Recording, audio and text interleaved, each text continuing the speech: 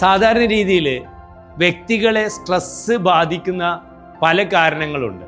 അതിലൊരു കാരണമാണ് PTSD. PTSD എന്ന് പറയുമ്പോൾ പോസ്റ്റ് ട്രോമാറ്റിക് സ്ട്രെസ് ഡിസോർഡർ. കുട്ടിക്കാലത്തോ ഒരു വ്യക്തിയുടെ ജീവിതത്തിലെ ഏതെങ്കിലും കാലഘട്ടത്തിൽ അദ്ദേഹം അനുഭവിക്കേണ്ടി വന്ന ദുരവസ്ഥ, ആ ദുരവസ്ഥ സബ് കോൺഷ്യസ് മൈൻഡിൽ നിലനിൽക്കുകയും അത് ജീവിതത്തിൽ ഉണ്ടാക്കുന്ന മാനസിക സംഘർഷങ്ങൾ വലിയ ഭീകരമായ അവസ്ഥയിലേക്ക് എത്തിക്കുകയും ചെയ്യുന്നതിൻ്റെ ഒരു കാരണം ഒരുപക്ഷെ PTSD ആയേക്കാം.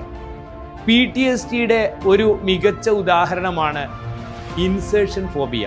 അതായത് ഒരു പെൺകുട്ടി അവളുടെ സെക്ഷൽ ഇൻ്റർകോഴ്സിന് അവളെ സമ്മതിക്കുന്നില്ല. അതിൻ്റെ കാരണം 3 ആവാം. ഒന്നുകിൽ പോളിപ്പ് വരുന്നതാവാം, അല്ലെങ്കിൽ ആ ഒരു സെക്ഷൽ ഓർഗൻ ഇല്ലാത്തതാവാം.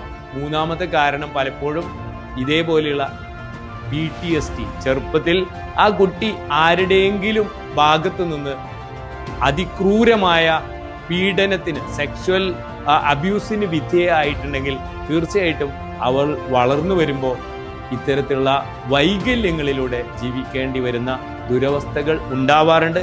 ഇങ്ങനെ ജീവിക്കുന്ന എത്രയോ ആളുകൾ നമ്മുടെ ഇടയിലുണ്ട്. അപ്പോൾ PTSD സ്ട്രെസ്സിലേക്ക് നയിക്കപ്പെടുന്നു.